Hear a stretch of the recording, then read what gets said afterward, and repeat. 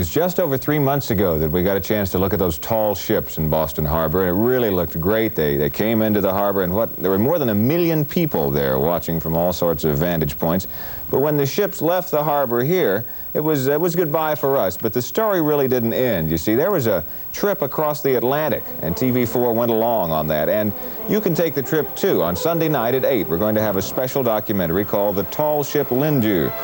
Gail Levin is the producer who went along on the voyage with photographer John Baynard. And Gail was at sea for, how long was it? 23 days 23 days. How was it? Wonderful, Really? wonderful. Every emotion known to man. It was really something. Did it ever bother you that you were at the mercy of wind and so on? It doesn't bother you. I think there's a point at which for minutes, days, you think you're still in control, and then all of a sudden you just know that you're not. So you control what you can control, and you enjoy your trip, and everything suddenly becomes relatively valuable and of value, and you live that way until it's over. You had a lot of modern conveniences on the ship, though, even though it was sail powered, right? Yes, okay, so yes, we did. We had modern conveniences in the sense of great food. We had water, but only fresh water really for meals. So bathing, hair washing, things like that. So, I mean, we were at camp pretty quick. Now, we're going to be looking at the work of one person, or sort of centering on one person in this documentary. We're telling the story through the eyes of the youngest member of the crew, a guy who was 17 years old. Oh, that's he there? No. What we're looking at we'll here, find it. What we're looking at here is a profile of Mark the Frenchman. Oh. And he was one of the people of the main crew, and we profiled all of them. We profiled the captain, the first mate, and the guys that were just really getting us there.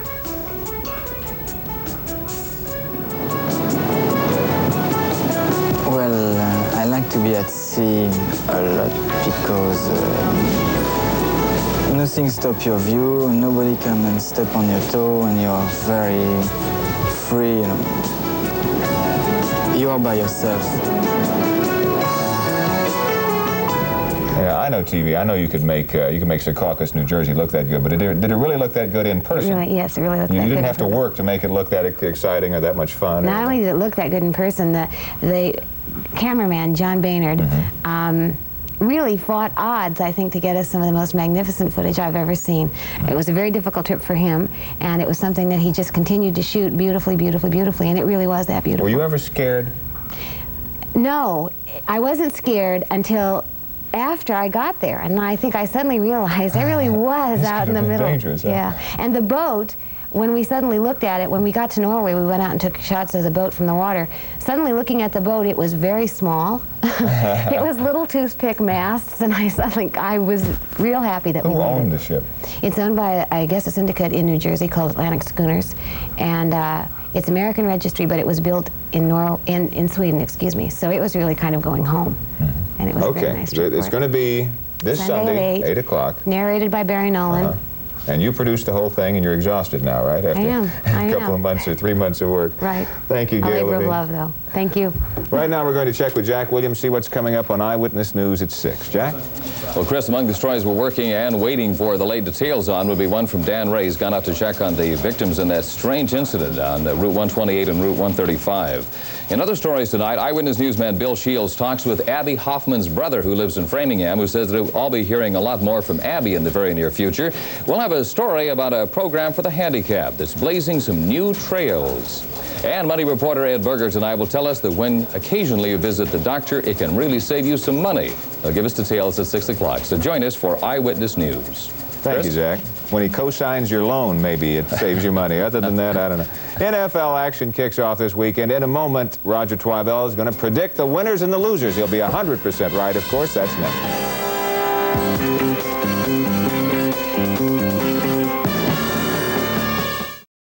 In Iran, the parliament is apparently in no hurry to deal with the fate of the 52 hostages. The Speaker of Iran's parliament says they'll deal with other matters first, including selection of a cabinet. Well, it's been kind of a dull and dreary, overcast weekend so far, and there's not been so much rain to speak of, however. We'll see if Bill Hovey can brighten our weather picture when we come back.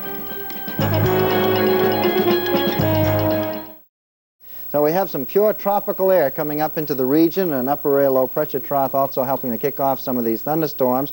This frontal system from James Bay down into Kansas is going to be moving eastward, but it's going to run out of gas, and the cooler, drier air, I'm afraid, just is not going to make it in here. Forecast goes this way. For the rest of tonight, lots of clouds around and scattered showers and thunderstorms, especially in New Hampshire and Vermont. And temperatures will be mostly in the 60s, near 70 in the downtown areas, patchy fog and very humid. Then tomorrow, considerable cloudiness. There could be some breaks of hazy sun. Again, chance of a shower or thunderstorm. Humid, upper 70s to mid 80s. Tomorrow night, more of the same. What you see is what you get, humid. And then Monday's outlook for the holiday, some hazy sun in the afternoon, but again, chance of a thunderstorm, a little bit warmer in the 80s, but again, it's going to be humid, and probably right on into Tuesday. It may be a real struggle trying to get rid of the stickies. Now, what happens if what you see is not what you want? It's too bad. Right? Too bad, right? Oh, thanks, Bill. Well, all available state police patrols are cruising the highways this Labor Day weekend. Authorities are trying to reduce the number of accidents related to speeding, especially during this busy holiday. Special radar teams, helicopters, and planes are monitoring the roads. As one state trooper put it, visibility is the best deterrent to traffic violations. Most drivers seem to be obeying the posted speed limits, and those who didn't are probably having second thoughts about it. And if you want to take one last jaunt down to the Cape before the summer season officially ends on Monday, state police report southbound traffic is running smoothly and there have been no major problems or traffic tie-ups. Well, the Red Sox are raising the excitement level around Fenway Park these days. What a thriller this afternoon. Brian Leary will have all the action when we come back. And quickly we go to sports. Here's Brian. Okay, very few spines have been tingled this season at Fenway. Some 27,000 of them were today, though. It was as if there were actually a pennant race going on. 7-6, Red Sox over the A's in 10 innings. A big 4-run ninth got it that far. We'll run that by you in a minute. But first, the matter of a 41-year-old wide-eyed kid who played this game today like someone who believes the impossible can be done in the next month ahead. Fly ball, fairly deep center field. Dwayne Murphy way back, and he plays it off the wall. That ball is into the stands, and it's a home run. His 15th of the year, second in 2 nights, and a game tire at 1 in the 5th. The captain is truly caught up in this miracle finish stuff, though. Became clear in the 7th, when, in chasing down Jim Essian's drive, he treated his middle-aged bones with all the care of a 12-year-old on a dirt bike. Into the wall he went, fracturing a rib, although he didn't know about it at the time. Instead, after team doctor Arthur Pappas had hopped onto the field to give him a quick once-over, Yaz huffed and puffed and strong-willed his way back into the game, which at that point stood 3-2 Oakland. Hardly an insurmountable lead. However, Tony Armas changed all that with 2 on in the 8th against Dennis Eckersley. Long belt. Hanger. That's gone. Home run, Tony Armas, who hadn't had the ball out of the infield before. It's now 6-2. A lost cause, it seemed, until the Sox tore a page from the wonderful world of the brothers Grimm in the 9th inning. There's a long shot to center field. Well back, and forget it. Home run, Jim Rice. There was no stopping the men. Yaz singled, Perez singled, Fisk walked, and then Dwight Evans sliced it to 6-4 with a sacrifice fly to deep left. Up then came the rookie, Glenn Hoffman, who just about tore the roof off the place. Drive deep to right center field. Well back is Murphy. Can't get it. It's all the way to the 420 mark. Perez will score. Fisk will score. Into third base goes Glenn Hoffman. It's tied up. Now, the perfect script would have brought Hoffman home with a winner. Didn't happen. Instead, it went to the 10th, where Bill Campbell wiggled out of a man-on-third jam with this ground out to set the stage once more for Mr. Rice. There it goes. Way back. Game's over. Jim Rice has done it again. Red Sox win it 7-6. So the winning streak now at 6, and if you didn't know better, you'd actually think that this thing were getting close. Now the scoreboard. Yankees kept it 7.5 away from the Red Sox with the 9-3 beating of Seattle. The Orioles, on the other hand, fell 2.5 behind. A 12-6 loss to California. Rick Miller knocked in 4 runs for California. Milwaukee beat Detroit 6-4. Texas 7-5 over Kansas City, but George Brett keeps hitting 3 for 5. He's up to 406. Indians 6-2 over the White Sox. Toronto edged Minnesota 3-2. Authorities believe all 13 people became ill after eating clams that have been traced to Maine.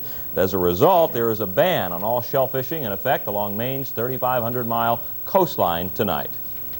Next, a dog that survived Mount St. Helens gets a new name. And we'll take a look at some of tomorrow's newsmakers tonight. And over in sports, Bob Gamere has... In sports, Brad, another win for the Red Sox, their 8th in a row, but they didn't gain any ground with their win at Fenway. We'll have it all in a moment.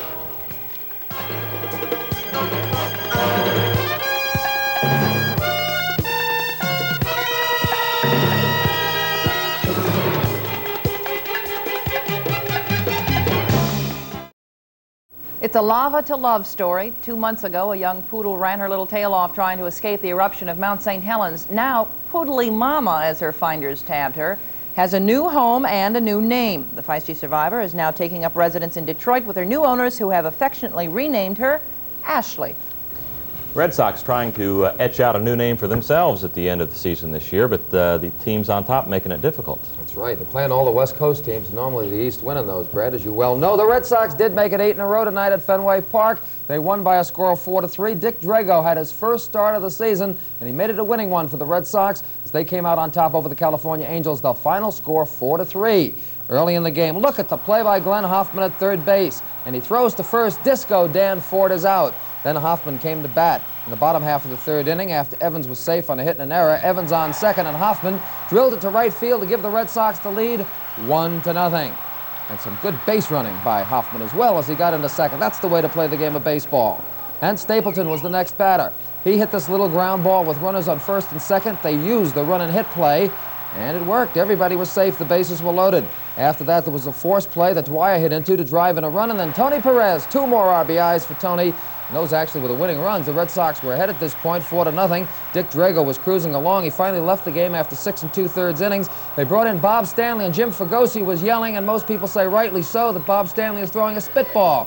He actually got run out of the ball game. It might have flustered Stanley because he gave up that base hit to Don Baylor. The first runs to score off Stanley since July the 23rd. But enter Tom Bergmeyer. And he comes up with the old double play ball to get out of the inning.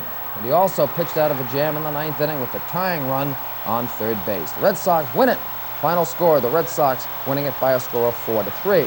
But, as we mentioned at the outset, the Yankees and Orioles won. The Yankees won an easy one today. It's time to hit the jackpot on Candlepins for Cash, Boston's big money and big prize game show, where everyone's a winner. And now, for fun and excitement, here's the man with all the money and all the prizes, the Kingpin himself, your host, Rico Petroselli. All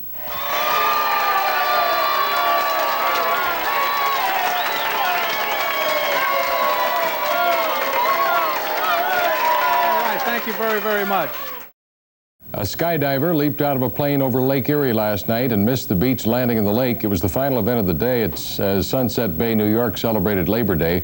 4,000 people watched as 31-year-old Michael Snowden landed in the water. He did not surface. Snowden could not free himself from his parachute. He apparently drowned. 2 against 1, fair in a presidential race. We'll tell you who blasted whom. And will Richard Nixon's latest tapes be the making of a president? That story coming up.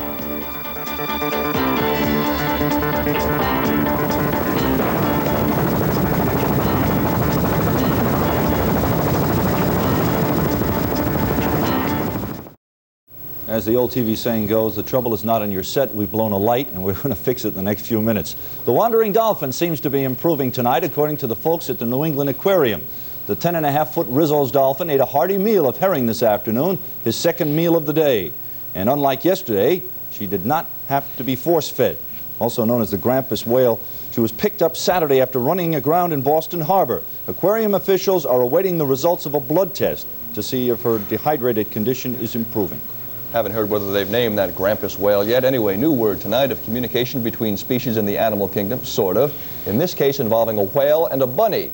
But the bunny is from New York's Playboy Club, and the whale from the Big Apple Aquarium. A group of bunnies helped raise money for the aquarium by playing volleyball.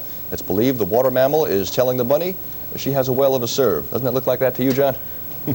I don't know. I could say it looks like a lot of things. Out at Fenway Park, the tension is heightening. Bill O'Connell is out there, and he's shaking like a leaf right now. Thank you, John. One of the reasons that everybody's excited about the way the Red Sox are going right now is the young man standing right next to me, John Tudor. John from Peabody High School, and all of a sudden is becoming the greatest thing to hit town since Mel Parr. Did talk like that bother you, John? Does it make you nervous to have people from that watched you play high school ball here in the ballpark here? No, I don't know that much about who's here, so it doesn't really much matter to me. I'm just here trying to do a job and trying to stay in the big leagues is, biggest important thing to me. Before you start, gentlemen, still ahead in Newsroom 7, Brad Holbrook finds out why some college students are really in school. And Harvey will talk either about the weather or about our 3H weather and everything else. I was just thinking, he probably never comes up from the basement. He probably just lives there, eats, sleeps, and drinks down there with all that going on. But anyway, weather-wise, I'm going to be talking about the rest of the week, and Shane Hollett will be telling us how to shop wisely for cucumbers. That's coming up.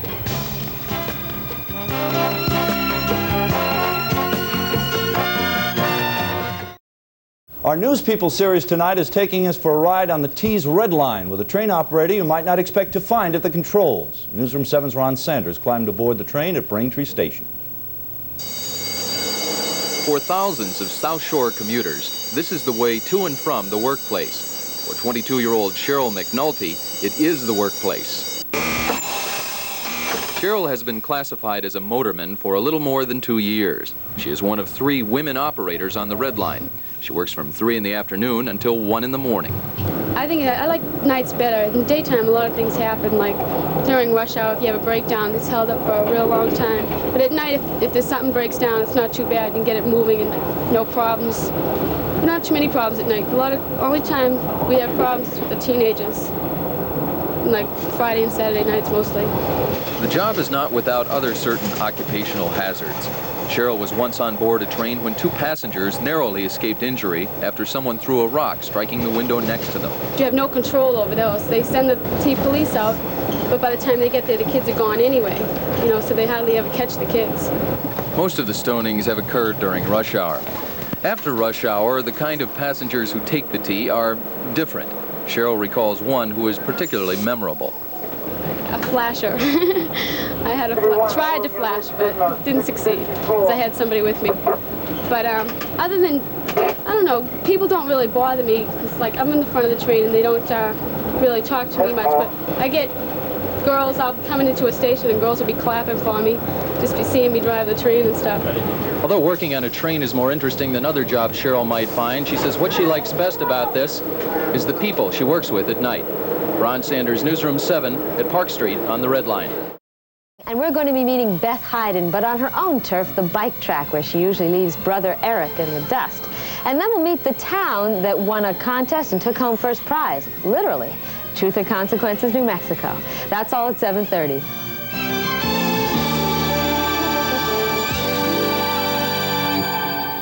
All right, we know the score, but we haven't seen the highlights. Come 9. And it did, right there on the table tonight. It was like Las Vegas. Look out, the Sox made it 9 in a row tonight as they continue to trample their American League West counterparts. A 10-2 beat-up job on the hapless Angels this evening at Fenway keeps the Sox within striking distance of the Birds and the Yankees. Pick up the action in the second inning. A 4-run second. Glenn Hoffman, 2-run double, bases loaded down the line in right field, bringing them on home. Red Sox 14 hits tonight. And then following Hoffman, Burleson with a 2-run double himself to the wall and left, 4-0. That off the Angels starter Dorsey making his first Major League start, 14 hits, 9 extra base jobs. Baylor, a solo homer, his 5th of the year, and that made it 4-1 off Steve Renko. But Renko is very tough. Watch this, 2-run triple by Stapleton later on, and it's a 6-1 ball game. Stapleton and Hoffman, the youngsters, doing an exceptional job for Don Zimmer. Red Sox have won 22 of 28. Then later on, a little dispute. Renko made an observation about one of the pitches. The umpire came out to speak with him. Then Don Zimmer decided to come out and hold court. And the umpire is just not going to put up with this. 7:25 tomorrow morning with Lavelle Diet. Thanks for joining us. Good night. Have a good Wednesday. Take care.